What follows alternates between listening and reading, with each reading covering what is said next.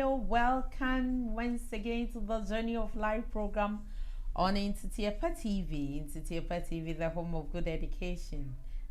I believe you are doing amazingly well.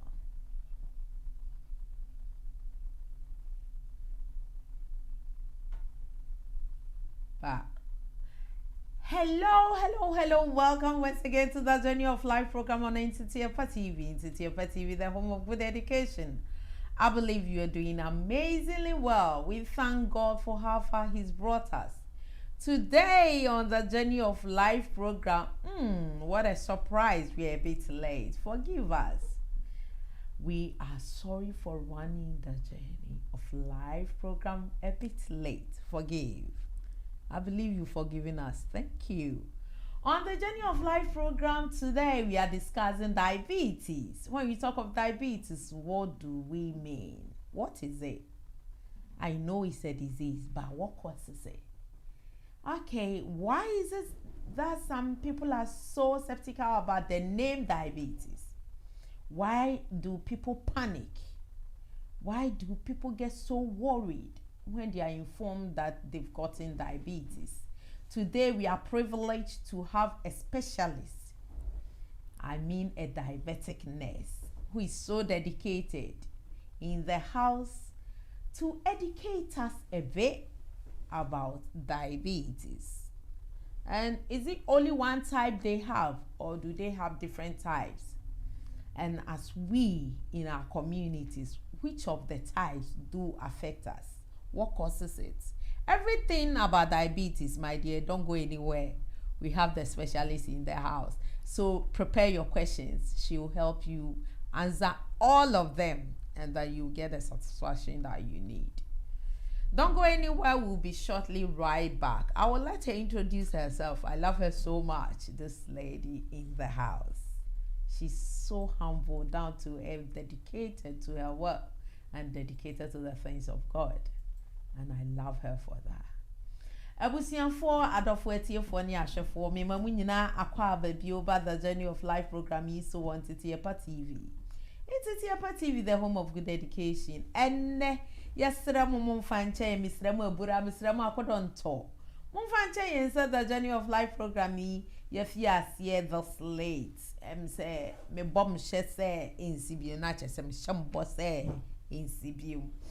And then you can wasem the Journey of Life program is so can diabetes in wasem. Na can diabetes and on a then a bar so answer near Becca so be a diabetic and no DNT nebemia castle say any pay any diabetes. And I say a 6 yard son near the Nimonidine. Say a friend a 6 yard. I didn't see a friend a 6 so a 6 na wouldn't be answer when yana and I say it's the same. And on Yamia, the modern of na what being sent canker was I the who is say a honey speciality or your nurse in we are says your bell pania wato your way you chrome with your yen in your open your chrome had Yamia do young up and you. It's your chrome we be a penny of the panny of new now. And then Auntie Ness will fear and a nurse you on your nurse keke. Was I specialize in what diabetes? And when the questions in Bian send me say Bia or Peso Bisano. Ye crado, ye conning chain. Na ye try your hunsima, ye buy a near dish so. With that say. If you are so poor, baby, no for Canada was one man. Would you about pay money? Now, can you say, would you trouble so I would tell him? And sign that man any ITS Pro Center. ITS Pro Center, me find it is pro. I just say, be ya, teaching crop for your mount SIA license. Now, but with your real security, now they are compared, you man. Who said your net and go for Eduma sign no one yet, you man.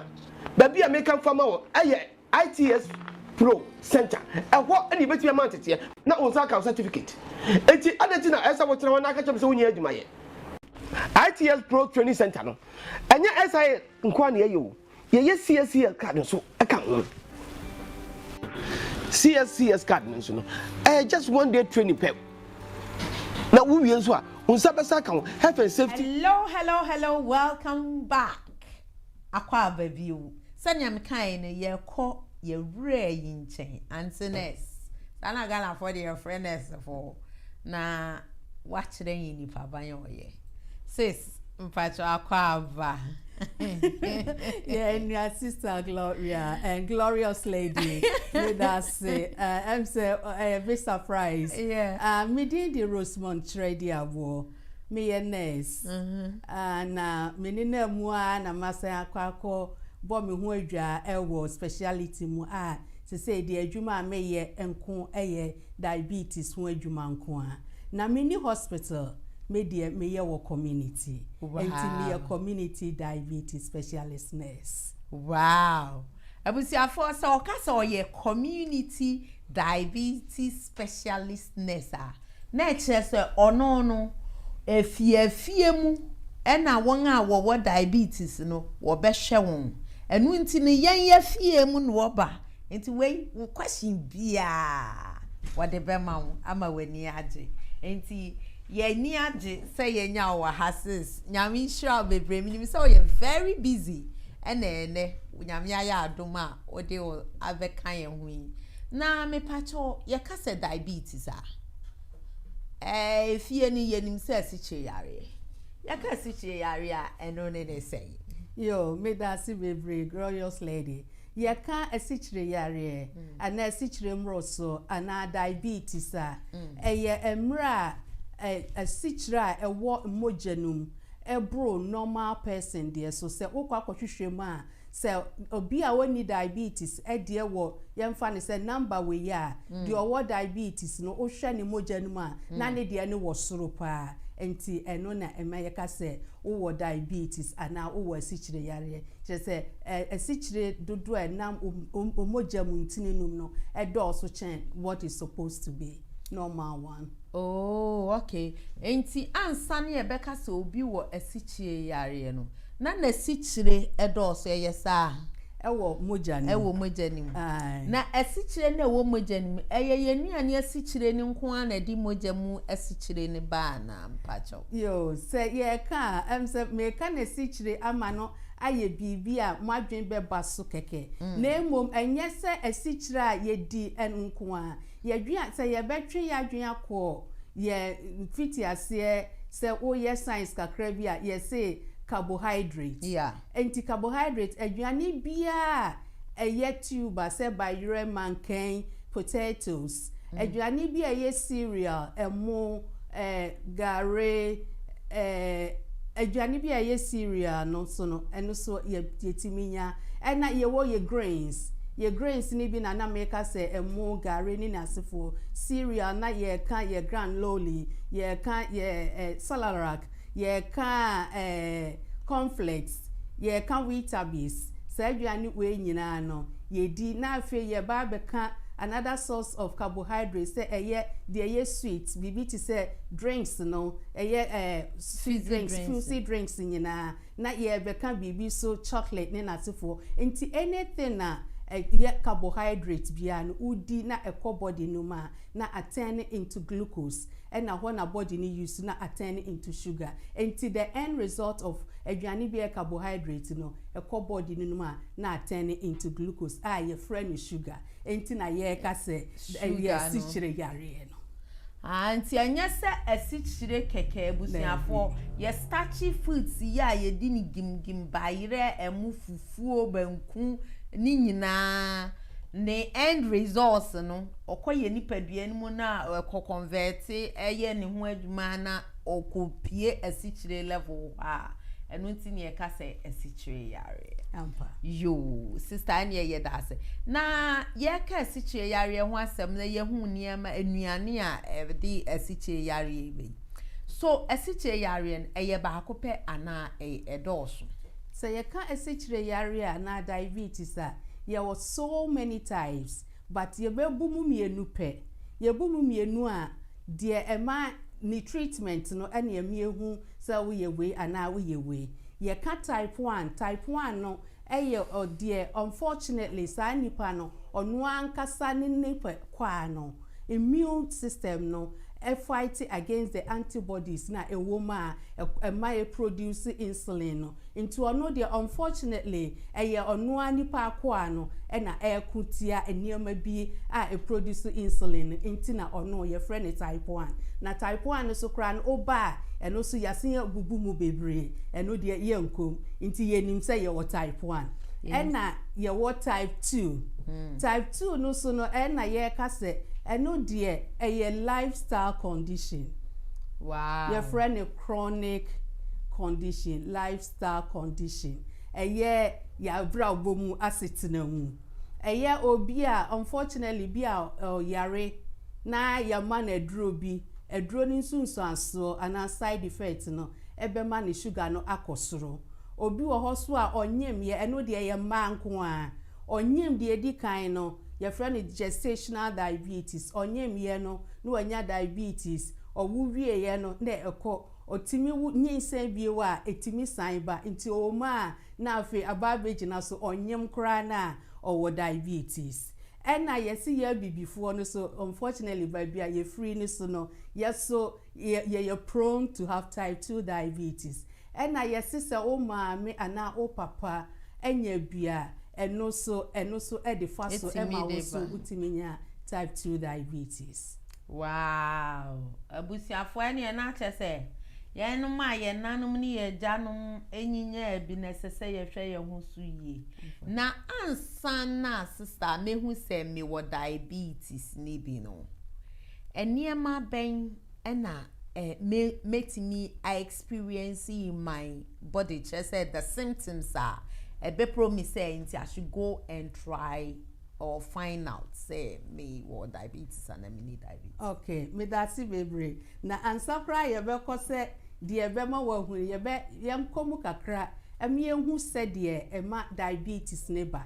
Se ye ba be ka type 2 na ye se before ye tanya yesi yetimi enya free ye maame mo ho ye lifestyle enti e ba kire na ye behu die enti yesi ye bibifo yetimi nya enti die ema we hu se wo diabetes ye type 2 no eni se ye di ye duane na ye ka se ni nyina ye carbohydrate ye tubers ye cereals ye grains ye fuzzy drinks ye processed ones ye fufuo ni niam ye wache ni nyina any donuts ni nyina facho a grain enti ye mu a grain and so ye mu enti ye di ni nyina sa aduane we nyina wi a ye carbohydrate source na body ni ebubu ne down breaking it down na e de ababa nya glucose.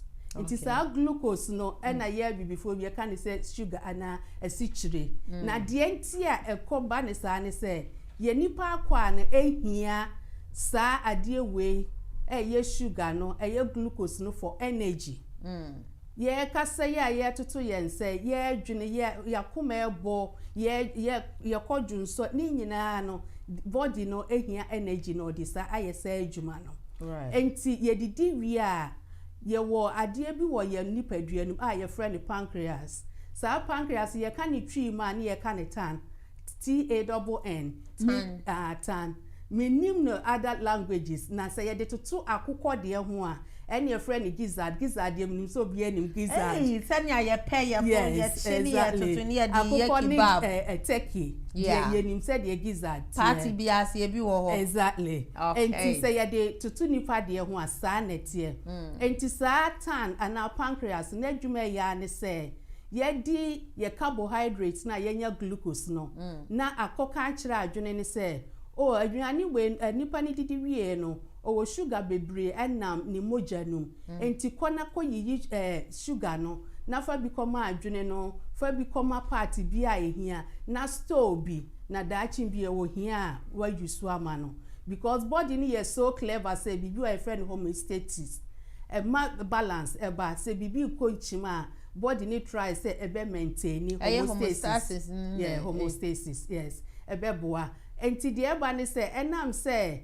wudi sugar aduane no adwene no akoka kire pancreas no ana gizzard wa akokomu no a produce bibi a ye friend insulin sa insulin no e wo body no e ye hormone enti ono na adwuma no ne se obekwa akotisa sa sugar no a ewo umoja num no e de akoma body na akwa ani nyina ama na yusu esa aburo so ani aka no na odi store eno na ama ye movie ubehu se ye honam na aya akese kakra no enam de ye nyina anu nti body ni hia ejisu de opewie ye no no eja ni aka no a deposit under the skin instead of say be blood stream no normal person a deposit under the skin as fat use for the future. Ti ya kase ayi ni ya store where your body no glucose your fat ya no and I turn into that store under the skin. Yeah. Wow. Mpatwe busi afọ ya catch us o ya kase a mbusunzuma oti munya do na o fat no unuani na udi ye na chese enkaye na body ni say we minti min yusu bi ma yusu ni em here no na wa deposit ni na wa ma nti e wa kwa storage. Yes, and they store those fats. Wow sister that's a part because em say yen senya ye hu diabetes na ye ti ase na na wo enlighten ba nyame sure enti ye hu how our body no etimi absorb nuehia no na omo die entimi nye sa adwuma na onko deposit the rest wo ha no omo na anya na afedie omo die na koye diabetes sa na tie pepepe enti die no ni a normal person asem na ya kan enti do bi e beka so what diabetes no pancreas no ana said gizzard wa akokom no ana tan e wa yetwi mu no ono no adwene ne ka kire na obi obe produce insulin no but insulin no de obe produce no enye enough e ma ne nkoye sa adwuma no obi also a obe produce enough but then any resistance any akodie na e de be kwa akoye sa adwuma no ase ye lazy ehia bibi ebe boost no ama ne de akwa akoye na adwuma no enti there are two things e be ma ya ka say we type 2 diabetes one is say insulin na produce no enye enough and now say enough but there is resistance entimi nye na adwuma se ne yese. Wow, entimi nye na adwuma se ne yese. Na sis is it possible say metimi anante ho na ebi amenya ade na nso minim po se menya diabetes ni bi. Mpacho are very common, especially obi betimi anam ho over 6 to 10 years. Also symptoms no unfortunately type 2 no a chronic gradual condition enti e ba wo so wo be hu symptoms obi wo ha no abrashi symptoms no enti sa nipa no abrashi symptoms ana said susu aso na afi obekwa akọ test no na aduru stage bi a afi de aduru akiri enti na management no so e different enti e possible say obi wo ho no ma onhu ne ntente se wanya sa yare eniema ben ena ebeda adi wo nipasu ni mu a ebe kire mi se mitumrika akohwehwe because me believe say ye hu ne ntema ne hu eban bo no ebe ye soronko no correct and sana ube hu no there were two things ba ku ye de nipa body na nkasa kwa no be kire wo since so and symptoms and now body ni be show and na wo call doctor hoso a test bia obeye nti odi ni mienu kan boma na yaka say okay bia wanya diabetes a type 2 ho asem na ye ka ne enti de wan kasa wo beti wo honamu and signs and symptoms a wo be feeling ebi ni say de dikan ye ka say sugar ne edolso enenam intininum glucose ne dolso enam say me ka say body ni ye so clever say bibi koswa epese maintaining the normal equilibrium of the body system enti de be ni say be kwa akoka kire kidneys ni say adwene insulin na ntimi anya na adwuma sugar and glucose be brave wo mojanum enti ko na kotwe na kodwuma nipa ne nyonso na free body no enti there is one way ni say obedwunso tentem your friend frequency of maturation. Frequency of maturation. Frequency of maturation. Enti e chese obedwunso tentem enti se me wo ho na me dwunso tentem a enye normal na say SSM fiase adwin say mekwa akohu me GP ana me doctor eye no kre na enye no nko abebre susanso bebre wo honom enam say wo junson tentem ninti no the other side of it ni say okay so kakre wo mu no o junsogu enti nsu kom so be de won tentem and this so your friend frequency of thirst Junso me Junso insuo na wo me widie mu ko ni nti no just me num be replace onom ya so na ko Junso. Wow. Yes. Wow. Normal body no yes we hear about 2.5 liters of insuo in a day. Na nsusa nipa we ya o yenya diabetes ana say diabetes eba ne boja mu no ne body num no obetumi anom be 5 to 6 liters in a day still la na nsu come da so de no. Wow. Enti wo hwese wo num nsuo bebre wo junso bebre na wo hu sa niema we ya me pacho ment na fie de ka ho bio enam se wo junso no your body no so niema e won bi ye nsuo enti nsuo ni so ko no eno so timi ma so tie we no enti se type 1 no o so te na e gradual eno no wonye wadwen e unintentional weight loss. Onye wadwen se o diet menye madwen se me diet na se suddenly me hu se me so tia na se me mama dwen ekoso se die na AC wo honam nimti a me so ti ebio so ne se wow abusiafo so tie he na ye be you when we say ni ameyire me ho me se yire ameyire me ho pesa me so ti emfa enti se wo ho na wonye wadwen se o pesa wo twen na bia wo instead say o very wo jollof wo chicken wo wi ngura green kwa na widi so entwe but udi ufufuo udi ubanku nu nkruma kwan udi wo mo wache all the na but obia ya wache papa sister why adio bra why adio wo so na atisa no me pa cho tubrika ko hu GP. It's not say senior sister Rosemond train likely say ebia uyenya diabetes. Wow. Yeah, that's the sister. To aso my okay. Na ya guso ka signs and symptoms na bio. Say so obehu so obi wo ho so a wani nye wo ya unyusu glasses daytime light wo ho wo kan ade enso de wo kan as ensuo gina wani so eniema ade wo kan botra so de wo kan nyina botra so. Okay, hold on. I'm say yenya caller bi. Hello. Okay, I'm say akate Odofum pacha no asa try bio. Me gidi say na the questions di obenya bi ba miss. You sister pacha to aso my. Yo, pacha no medru say. Edru baby so a wani nye wo ya. Wo nyusu glasses. Daytime a wo kan ade. Nso na ebofa so na ase nsuo agina wani so. Se bibi sa so wani so aye otan ye flani blurred vision. Unya blurred BLURR blurred vision na enso wa ma wadwen akoso ho no. Hello. Hello. Yeah, good afternoon. Good afternoon. Me pastor friend me Maxwell, me free pastor. Oh, hello Maxwell. Me pastor to say. Yes, so adum me ho ye pa na me tie mu programming. And me de imagine chere and me ho questions be 3 ebisa mamines.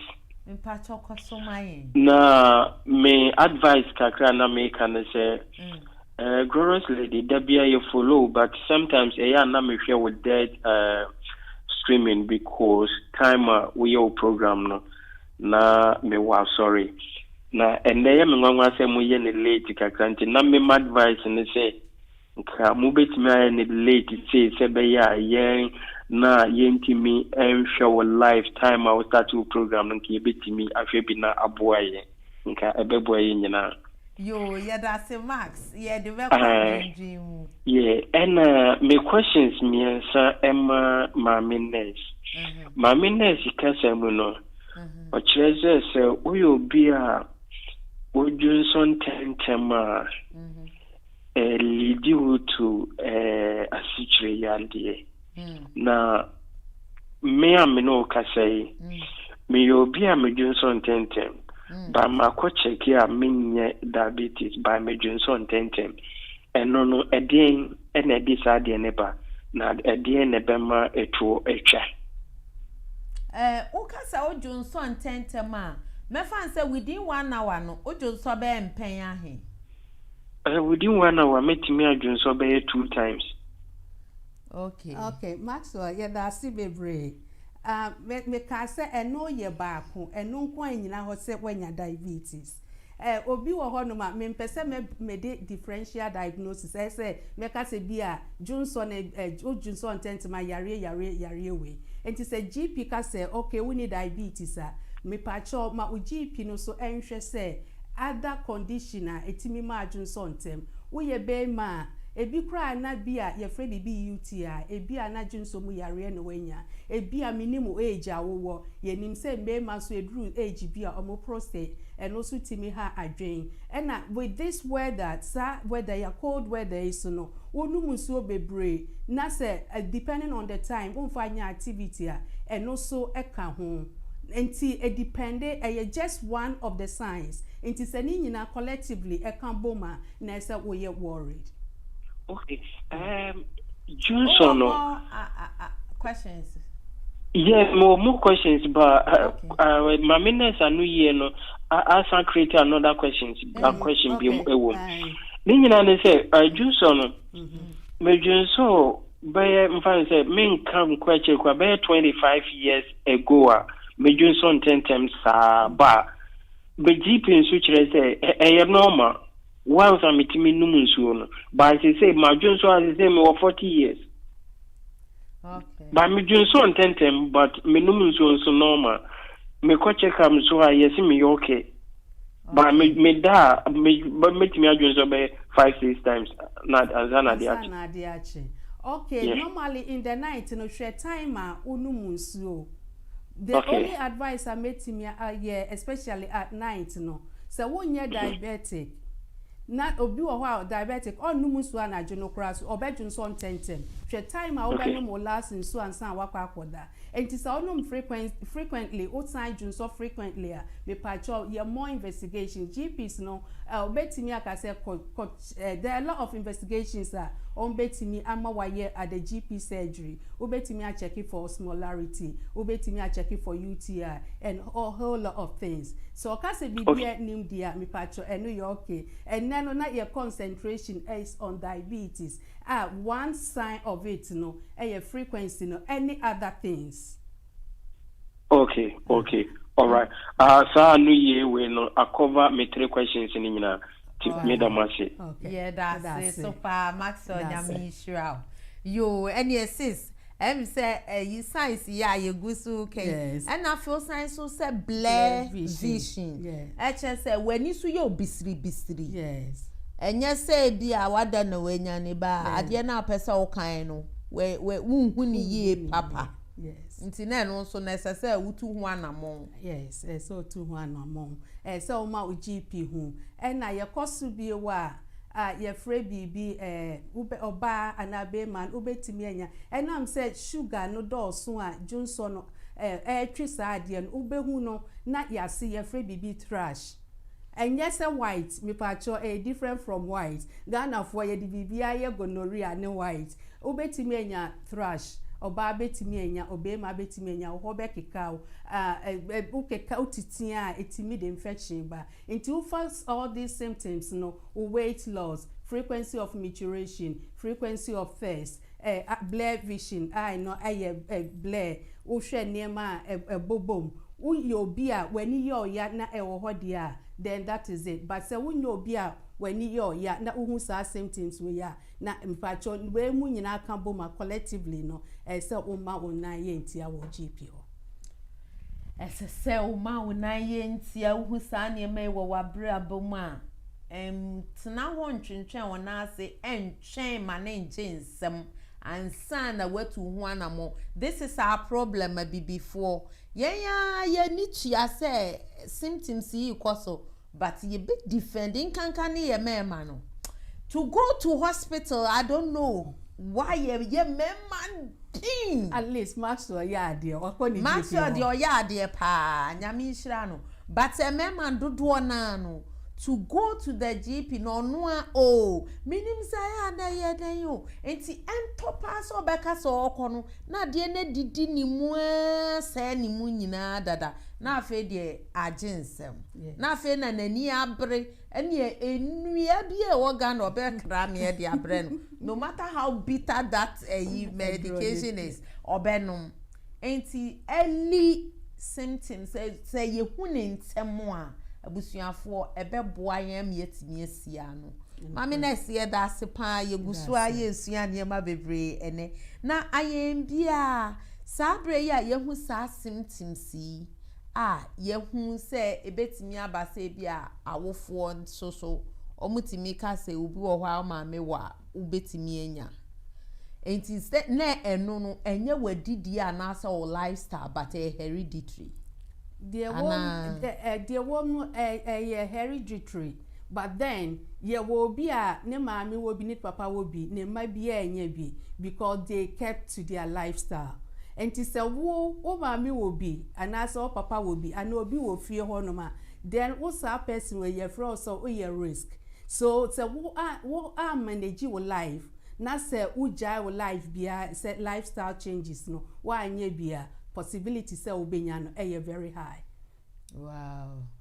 And see, like it doesn't mean say automatically o mami will be o papa will be also benye bi but say wo bo modern say wo be share jollof ya manako unkodi na be share vanku ni tilapia ya manako unkodi na tai say wo be wi nwura more wo be wi di greens more I mean healthy living na ebetimi abase obetena hokra wunya bi da although o maami no papa enya ebusiafo agisi ye ne sare ya no because ye no ye de enye ma ye de nsu na na de o ha obre ye yu enwanwa enunti sister ye da se pan se ye yate ase wo ho se enye automatically say me maami obi amenya bi okay. But only that I'm at risk. Yes. Until be careful about the things I may. Yes. Right.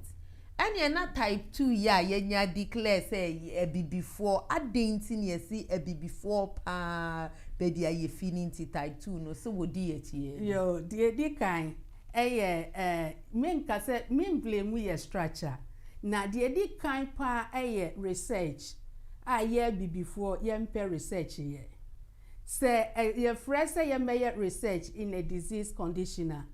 Bibini bi ampese ode no be scapegoat.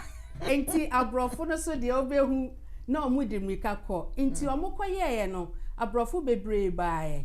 Omu ye no unfortunately or fortunately on their part no oma hu type 1 wo mu.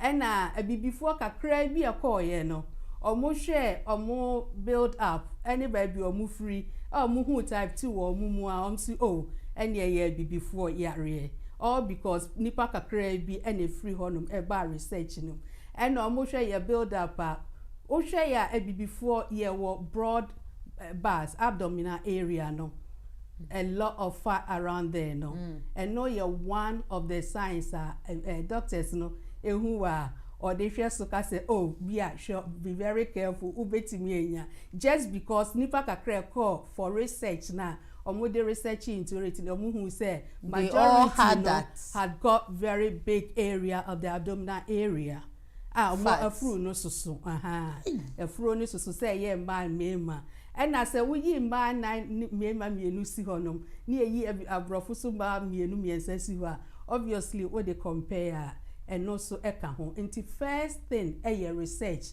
be before yanko ye kese and omo digu yeso and secondly say o hwe say no de ade esisesi say your hospital na say nipa nsia that bed area mumienu ana miensa diabetes ye behwe no so no na bia mumienu ana na yemfa say 95% before wow type 2 enti eno de ade a AC enti eno so ka ho bi na omudi egu yeso say be before a year yan kasa abrofu nya bi ene de ye ayehwe omu abrofu omo type 2 but population of type 2 no what they compare say ye na ye ethnic minority but ye were more asin abrofu no or more majority of them no e were type 1 enti sa niema we ene man omudi bugu ye so kakra ebusuafo ene na next time research bi be sese emi ye ni tumrika ko enye sa ye be bu egu ye so de bia sa yo sister ye da sepa se wacheche mu enu nti no na sese ayate ase ni nti a omse ye bi before let's take it say ye hu se menya sa yare bi ekwan ben so ena mebo me ho ban okay and some GP and our doctor Becca se when you be no what the symptoms I will show you nyina abechire no na why blood test are two things but we go every 3 months and ye no and na so obewo wonsa no enti se GP no wo wonsa no won the clinic ho and a nurse no wo wonsa no e won the clinic ho no ma e ma figure no mekasa mbo a ebe ye confusing make figure enti a specialist asem nti ohu obeka se obi a wo ye nya diabetes a ye friend pre-diabetes symptoms and na say wo obi and na say what do na durachira e say your mouth treatment yeah that's this MC enya call be line is hello yeah me pacho your friend me Joshua me free Eastern. Okay, hello Joshua. Now after na my joining my program na me person me bisa I will guest no me and Kennedy. Now me sorry I run the line I think say met Kennedy. Me person me bisa. Oh okay.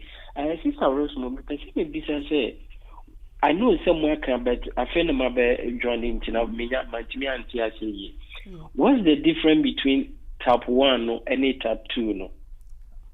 Okay. Diabetes type 1 and type 2 no.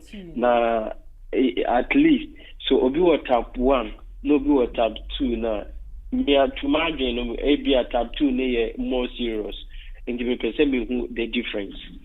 Yo yeah that's a pa Josh Star Rosemond be cheche mu where they says or say oh yes sure says wakan yampan so wakan and so na oni so into type 1 and type 2 no what yen say type 1 no de nipadua no as a natural but opeso hu mu difference ni ye. Okay George yeah that's say wa frɛ ye sha say di kai the first thing I ever say difference between type 1 and type 2 no management and no de yet na yenim na de ye be ka kire wo George ana asumesi ye ka say Joshua say wo type 1 na type 2 no de ye test ni ye hu ye and no ye type 1 no body no na unfortunately break it down the action of pancreas into wontimi produce enough or no insulin whatsoever for the body to use. Naturally, your body system, your structure cannot produce insulin. Yes. At all. Just a little or nothing. Okay. Just a little. It will be enough for the body. Exactly. Or nothing. Yes. Okay. And at type 2, no, you can say two things na dey, but first one, no, say body na produce insulin, no, but enough. Right. Ebeye ajuma say and the second part of it is a produce enough but there is no resistance. It's so lazy that it's not able to go out there and do its work. The work that it's supposed to do. And now what can be to say type 2 so serious. As a matter of fact, ni no serious. So manage type 1 very easy to manage because you will hear insulin. Uwa we insulin na call baby but still easy for those people. Imagine say ya wo fufuro and no so starting early age but I'm not going there. That's why I'm say a lot of complications here with elderly people more type 1. Imagine say ube hear insulin throughout your life. Time you diagnose you know they will hear your insulin because the body has no insulin or just a little that is not doing anything until ube war insulin throughout your life and also a very tedious, a bit dry, a bit bread. like over monthly every day of your life on this earth. Yes. So what type 1? Type 1. As I saw what panier. Panier every day. We cry 4 times a day. Panier 4 times a day. But young insulin no. Abufianfo, who science na tumri kako. Na yanko hwehwem. Ene de ye hu ne ntam a obebo ho ban. But type 2 need your own insulin. Trade management I make ho ase. Wow. Josh, I hope say what you question Joshua, I believe say wanya entiase ne pa ye dase. Sis mpacho to asumai. Okay, mpacho na ya kan wie ebra ye digu ebibifo also because ya nye research ne nasefo. And say ye ba be kan say obi enya type 2 diabetes ye concentrating on ye nim say ye ebibifo. As a matter of fact me cases me wo nyina bibini ba akopɛ na mahu say owo type 1 enti majority no say dem kan ye no 90-95% no type 2 no ebibifo and no nkyerɛ say abrofu ni bi. But say o hwe population na ye ethnic minority no na ye wododo sa na kyerɛ say asema die say ye bibifo no ye hwe ho ye. Wow. Ene na kyerɛ say sis sanya wakyerɛ ye muam ye hu say ye bibifo no na more or less ye at risk of getting the type 2 no. Na me mako me GP wakowo minsa no panier we bia was sending me off for blood test everything and abase menya diabetes na fi ma start bobana asema bo me kaipa me ma me bia mnim le ka kire ni si wenya diabetes ni kunu frɛ me because senya no wo ye no ye mani date krase sabi ofi asase so kra mnyimi se nkobeye ne ho ayesa uji di say dating ye was a misconception about diabetes. Asem bebre medical ka say chronic condition kwankro yare do Ghana ye say o diabetes ekọ mpacho enko ye remission sa mre no when I'm say be our treatment and our management we won't no we blood sugar na stabilize kakra but say we ja ho e besan ya ba nti that time na o blood sugar na a level no your friend in remission nti Ghana forcing diabetes ko me pacho enko ye nya declare say we nya de anya de be ko there be a chronic condition. Wow. And unfortunately bebre kra editorate further but say utimi manage you ho dia and there will come to a time you say remission so that time kakra no there we sugar na stabilize. Yes. And tisa nipa niti say manya diabetes the mere fact say kwankwo yare etene so throughout the life no burden asem nipa no say yamfa ni say meeting me ya na me no mpara na ekwa eno ano no enye problem bio na mom with diabetes there about na me so forever a chronic condition kwankwo yare enti eno ede sa reho no eba nipa so na me san ka say editorate majority of it no na standing sunso anso bone bebre meka mo asem echire edi susanso eba enti saa susanso bone na ede bre nipa bebre no enti ni mienu kamboma ene ma nipa no edi how eba ne so say ebia na wahu se obi anya bisa ama ye ka so onya asiche yare adenti na another question maybe sa obi wo ho yesi onya asiche yare afi wakopra ne nan na ekuro ni muda edidimu afi yesi akotwa ne nan sokra ni asem no eno ni susanso obone na ewo ho no enti ansankra na medbuebue mababeka die enti a obi yetwa ne nan no se doctor ni hu se wanya nurse ni hu se wanya sichire yare na obetimi aka se bi a wode na free na eba pre diabetes nam so the blood test ne niam o check ye no hu ye enti bi a kona kohwe wabra bomu ye lifestyle changes koye exercise kakra kɔte w'aduane so yewe na was ebubetimi ache ansa wanya bi obi also ohwe osi oh baby a wo de ye dru die wanya yare no wanya yare no enti say your ma treatment pray no any almost borderline enti wanya yare no enti ye be ma wo aduro na emom aduro kakra bi ebeboa wo enti fa we kakra na fa control fa aduane die any exercise ka ho no obi also beka so oh samre die ba bia dru no oh what's na ho ache who symptoms who signs ni bia no wa ama edru achiri nti say die ba bia dru die say ye di nnuro bi mienu miensa bi e ka bom na edeboa ema o shaase o treatment no enti na saa na ye de manage nipa ye nu omuhia no omanya bi no enti na meba wo question no complications no so no na ense nyema bebre we dey kind no you can say o lifestyle enti ya ma o lifestyle changes obia betimi aka say dieting and exercise enye easy eto da bia wo pese wo sorry ko nante wo pese wo sorry ko gym wo pese wo sorry ko tumri kakakra nso ye den wakwa adwuma bre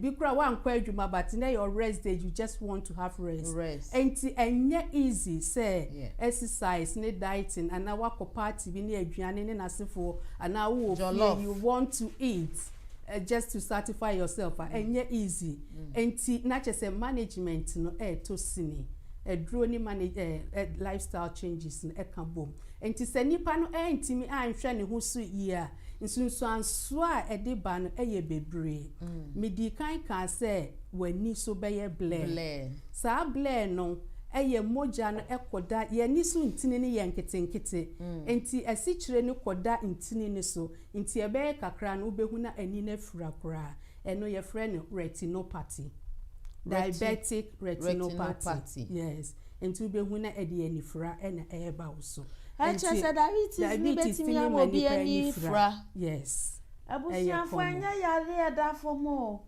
diabetes no betimi ama wani afura enu nti wonya science na medofo entena ho esa so tena ho ma ni koduru baabi a obekwa akode ntin na wani behwa ade ne so a wani befura yo okay na ye koso bie wa glorious lady o kan se kro ebeto na die emane ba ne se enam se asikyire no edoso na glucose no edoso wo moja nunti no affecting nerves no most of the time sensation wo ye nan ase and affecting more any yensa enti obi owo diabetes foforo bo also ma anxiety titriti me nan ya titriti me disi form amente me feel hwe nti saa nipa no obetimi atia ade so obetimi apori obetimi atia a sharp objects kra onse ena ye nim se ansa kuro bewu no baabi a ese moja ekọ bebre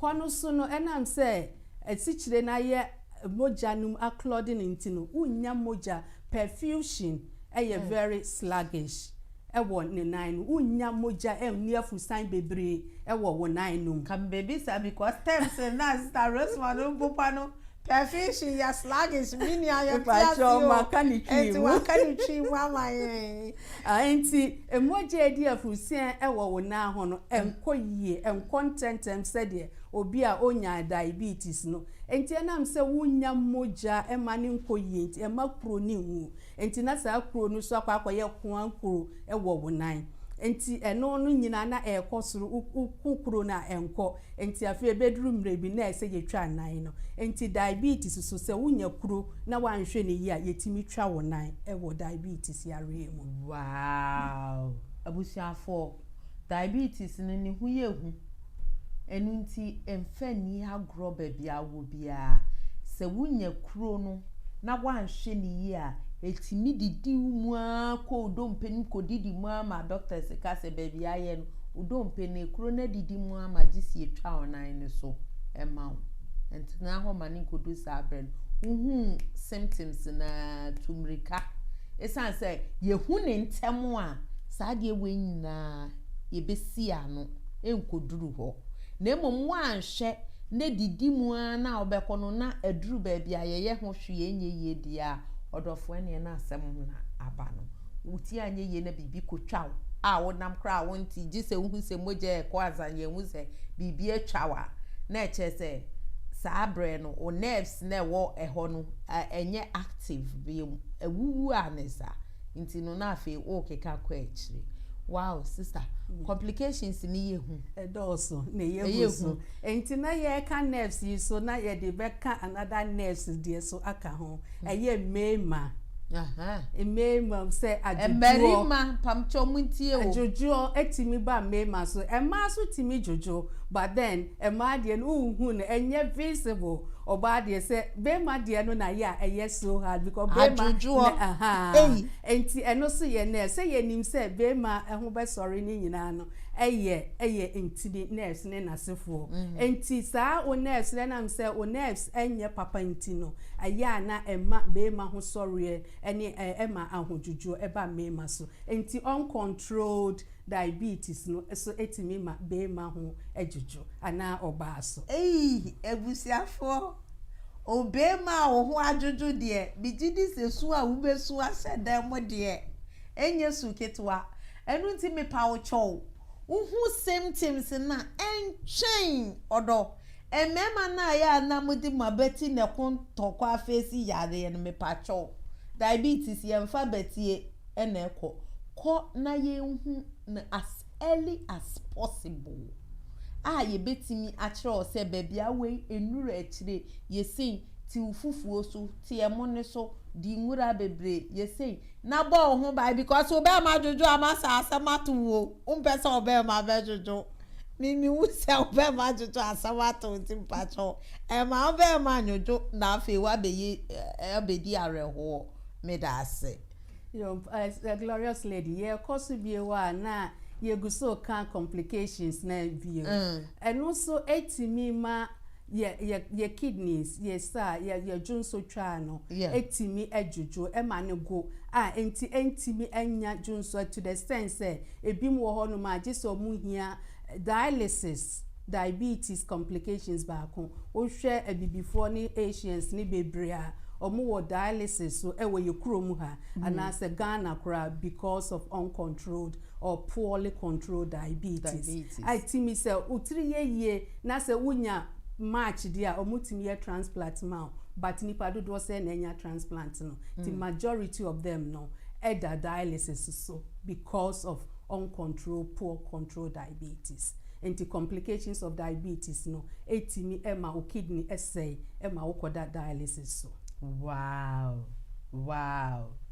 Me dofo a wo hwe me gidi se na wasua niema bebre wom niema ne dooso na yemre ya ye bia ne sa enu nti no ye di besi ha definitely ye besanya sister Rosemond ye nim so ye very hot cake ne time ni hu kwansa na so ye besere no ne apa another day no abeto aso aman esan se niema bebre wo ho na nsa na ye di edwumadi beba wie ye be mo achi adofo ba kumienu bi aman ye pacho adofo the masi bebre se na munya abreti ye nwie diabetes no bebre wo honom na ba bia wo pese wo pe information kakra afa. Okay, say yenya call bi enti hello.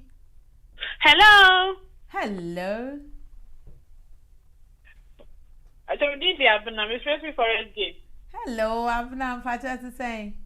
Yamena do. Yo, me Pacha, what question be my sister? I'm your question, Kaka. And your question is, me clear me down. Now, me Pacha, what Mrs. Buddha said, unanswered type it your own way. Unanswered type it your own titri, 10 dear. Exactly, Pammy, whoa. Okay.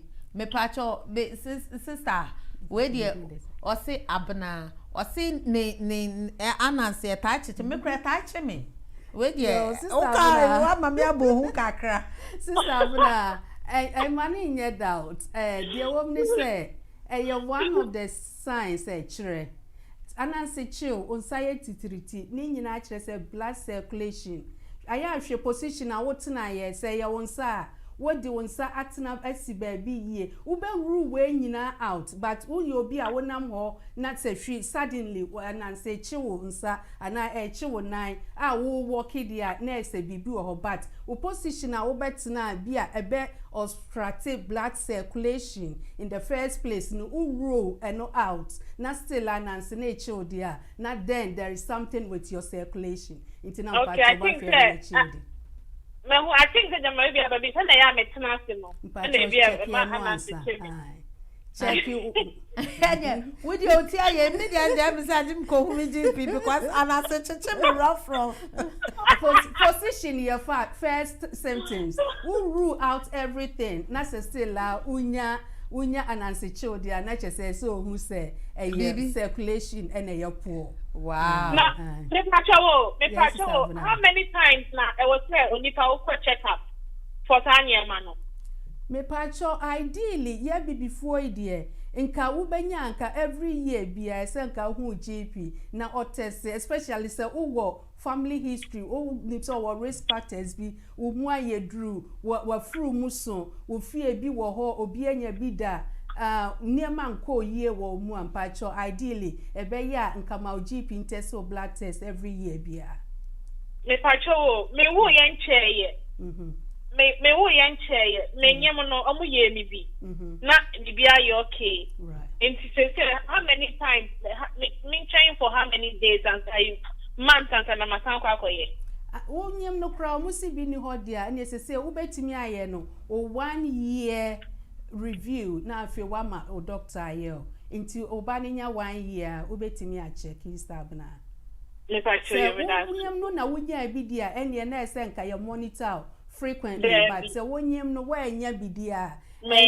after oba ebenya 1 year no na afi wa ma o GP a check ya hwe me pacho you me that yes yeah that's a pass sister Nyami Shroud hey wait there asamo because me there the way and as a chairman no as some go me GP so show circulation and abusiafo before bebre wo krom ha which me di ho for ya me GP o chase me say me mra me test so or see me test me ni mo me auntie I don't me call her say are you auntie GP or something me call enu nti no me pa cha won so no bomodin say unye auntie GP na obeko GP no akoye test na wa show mojam enti na sister chia ne nkrofo ne de adwumadi na ka me ba ba chia na se me ka se ya nwie ya nka said ya ube ye wo bi a ye be treat you ne na sefo but ye mama ya we de nsunsuanso a ebo ko said ye be ya obema wadwen abaso eno na ya keka no nyina nye eno nyina no but kosuara na ko GP ho blood test na be confirm me bibia na ne na mechia mabusuafo nyina especially mikunu manchia na kenye manchia mikunu na kenye nti mechia mikunu mechia madofo na me na fofo ne mabusuafo nyina yo abusuafo ene eha na emre amaye kwan amaye di adwumadi nesie definitely Star Rosemond obesa baby na ya beto aso yeda mase enso se mapa ba na mutai echi ema adwumadi no ebe wie yepa nyame boa da se ne ye besan hia muma bye.